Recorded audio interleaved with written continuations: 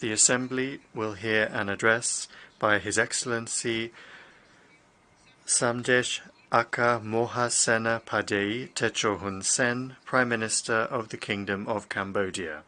I request protocol to escort His Excellency.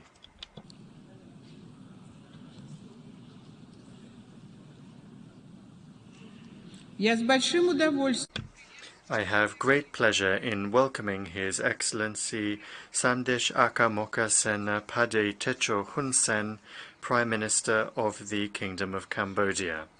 I invite him to address the Assembly.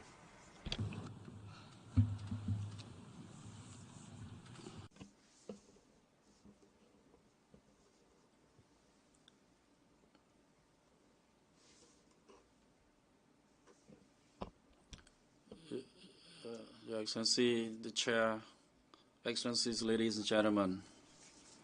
At the outset, I would like to congratulate Excellency Chaba Koroshi on his election as President of the 77th United Nations General Assembly session. At the same time, I would like to express my sincere appreciation to His Excellency Abdullah Shahid for his efforts in leading the work of the 76th UNGA session during a very tumultuous time. Our theme of the 77th UNGA session, a watershed moment, transformative solutions to interlocking challenges, is indeed relevant to the current context. Global uncertainties have been exacerbated by the escalation of armed conflicts, arms race, the rise of mini-security alliances, technology and trade wars, the imposition of economic sanctions, and the mounting threats to multilateralism. In fact, the war in Ukraine has complicated not just international relations in Europe, but caused serious economic disruptions and exacerbated our food and energy security. The escalation of the hostilities involving more and more actors, directly or indirectly, and with no end in sight, coupled with the threat of a nuclear war, have serious impacts on the world at large. The situation in the Korean Peninsula remains alarming due to preparation for a 7th nuclear test this year. North Korea has launched dozens of ballistic missiles in response to military drills. In addition, the U.S.-China tension over the Taiwan issue has also posed a concern. Overall, in this very challenging environment, as a country that has experienced a hard-earned peace in our own history, Cambodia is making great efforts to engage constructively with the United Nations in upholding international peace and security, as well as promoting respect for the fundamental principles and values of the UN Charter and international laws. Excellencies, ladies and gentlemen, the present gathering reflects remarkable success of our collective efforts to overcome the unprecedented pandemic. Yet, the battle against this global health crisis is not yet over. New forms of variants and other infectious diseases are emerging. What else could come out in the future?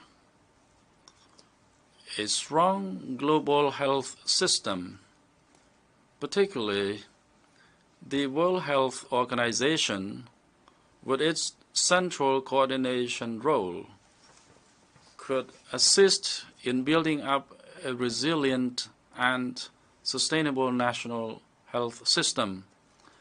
An open and transparent multilateral engagement in the distribution of vaccines driven by a true principle of shared responsibility is the only way to prepare for and prevent future pandemics.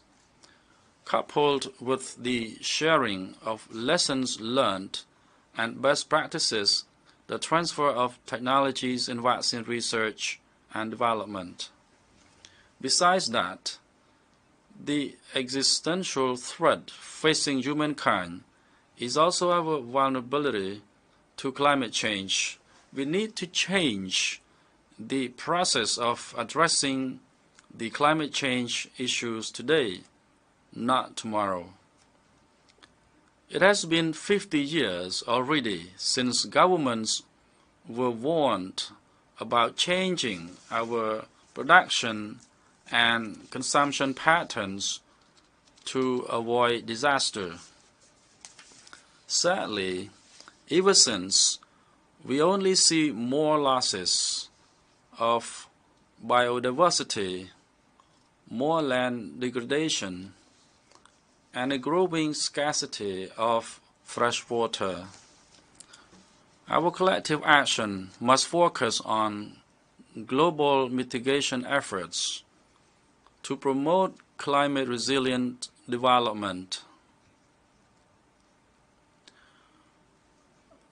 Our commitment to lowering the global temperature by 1.5 degrees Celsius requires dedicated climate financing and technology transfer to facilitate meaningful transition in mitigation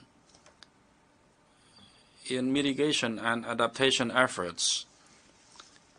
The Glasgow outcomes adopted at the COP26 must be implemented with great urgency, bearing in mind the principle of common but differentiated responsibilities and respective capabilities. Moreover, the threat of the trade and economic decoupling arising from the U.S.-China rivalry will certainly dampen the prospects for global growth. Therefore, the fundamental transformative solution of social, economic, and political process is to strengthen the rules-based multilateral trading system with the World Trade Organization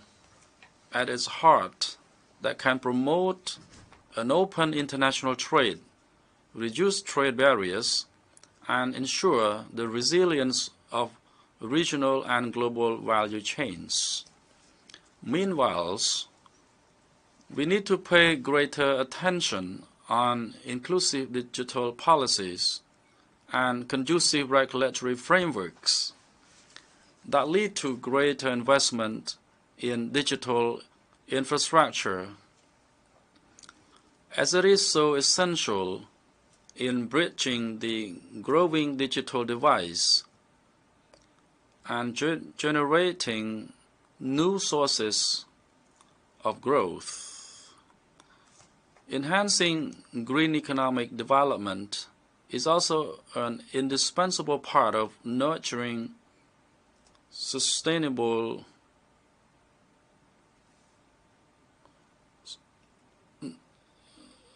socio-economic development.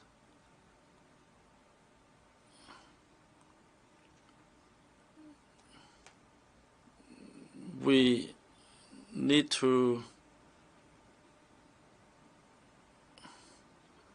provide a policy conducive to regulatory frameworks that lead to greater investment in digital infrastructure, as it is essential to bridging the growing digital divide and generating new sources of growth. Enhancing green economic development is also an indispensable part of nurturing sustainable socio-economic development through the expansion of cooperation in building green infrastructure, promoting energy transition, and leveraging green technology. Excellencies, ladies and gentlemen, this year, Cambodia is honored to hold the chairmanship of ASEAN. So far, this organization is 55-year-old, and we are proud to celebrate our historic milestone and the remarkable achievements we have made along the way.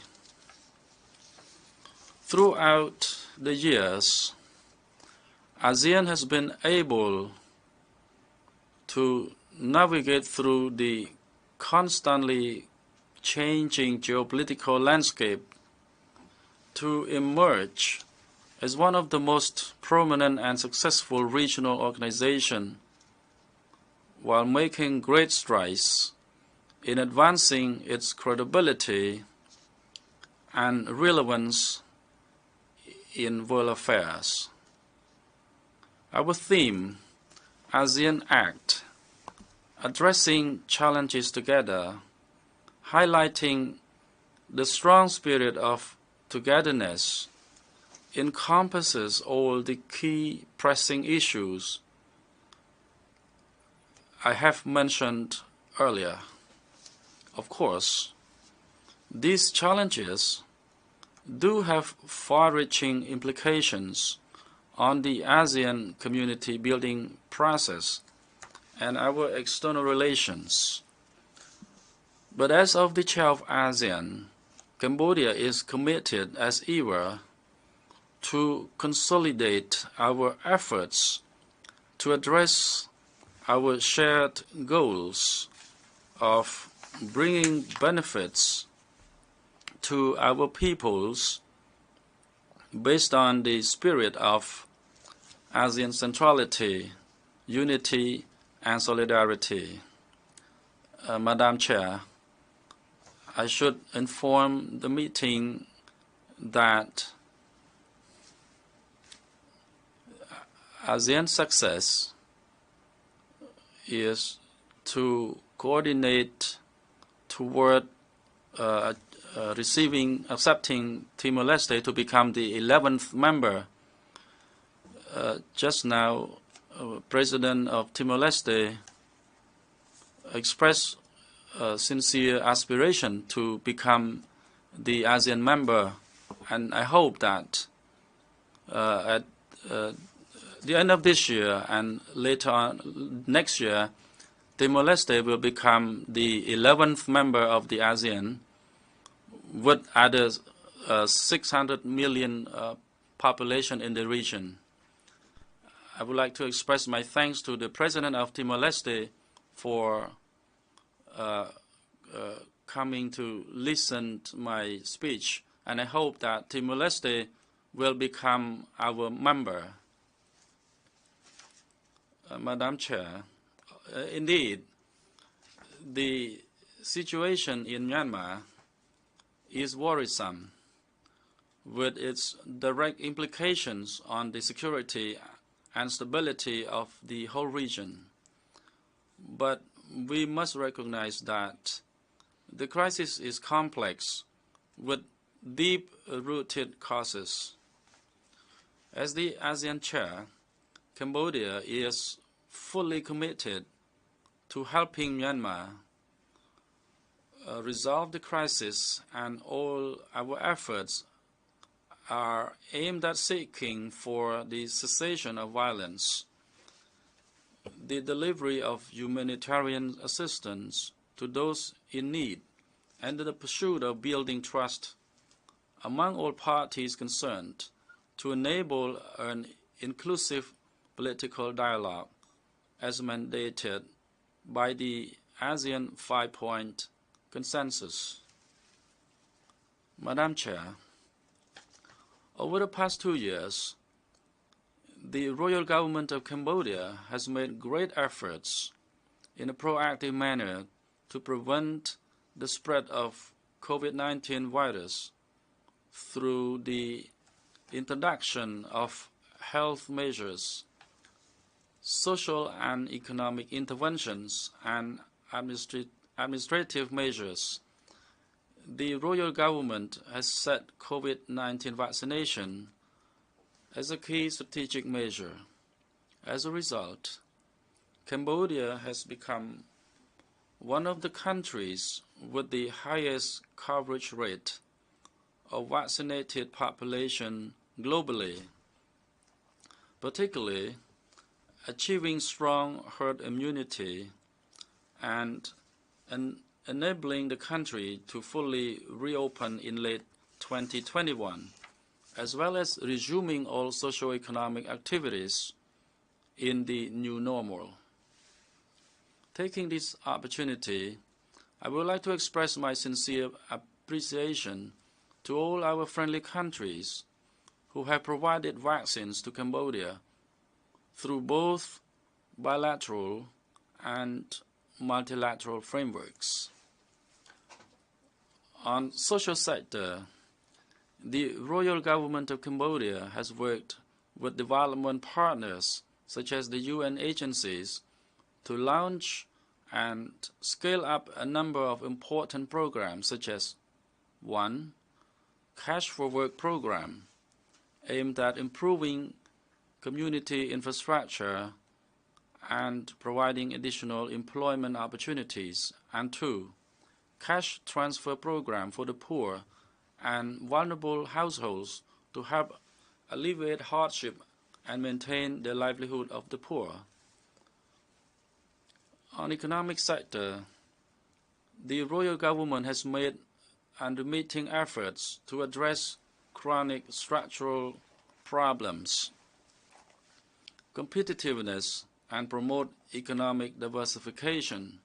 In fact, the Royal Government has addressed major challenges faced by businesses through the implementation of the new investment law, Cambodia Digital Economy and Society Policy Framework 2021-2035, strategic framework and programs for economic recovery in the context of living with COVID-19 in a new normal 2021-2023, law on public-private partnership, and the adoption of free trade agreements such as Cambodia-China FTA and Cambodia-Republic of Korea FTA, and regional comprehensive economic partnership. Overall, Cambodian economy is estimated to achieve a growth rate of 5.4% by 2022, supported by a strong recovery in manufacturing, tourism, and agriculture. In terms of the democratization process, the recent commune election held last June has reflected our continued efforts, as more than 80% of registered voters went to cast their ballots in a free, fair, peaceful, and transparent manner. The appreciation and full support of Cambodian people for the unremitting efforts of the Royal Government in preserving peace, political stability, socio-economic development, and the successful fight against the COVID-19 pandemic resulted in an overwhelming majority vote in favor of the ruling party.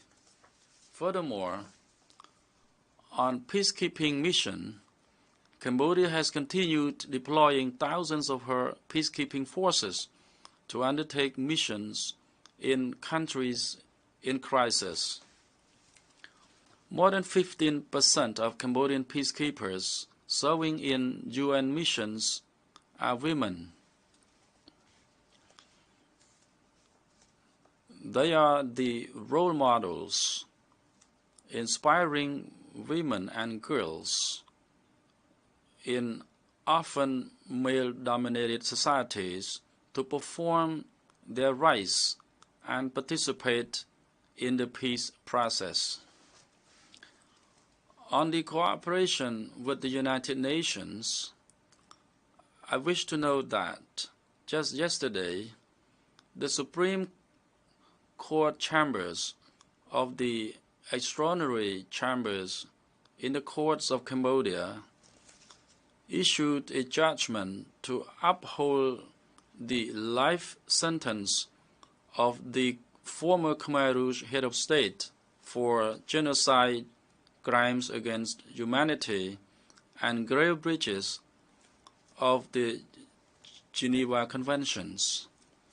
This historical moment highlighted the great cooperation between Cambodia and the United Nations through the hybrid court and bringing justice to the people of Cambodia who had suffered the heinous crime of auto-genocide.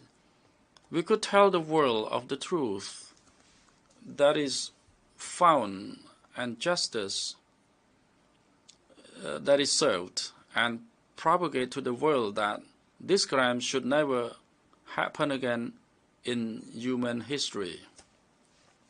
I take this moment to express appreciation to all donors for providing supporting budget, and to our Cambodian compatriots for their cooperation in consolidating national reconciliation process. In conclusion, Madam Chair, despite many challenges impacting our political, social, and economic progress, we remain as committed as always to attaining the 2030 Agenda for Sustainable Development Goals.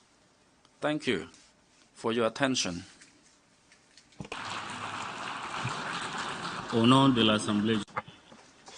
On behalf of the General Assembly, I wish to thank the Prime Minister of the Kingdom of Cambodia for his statement, and I request protocol to escort His Excellency.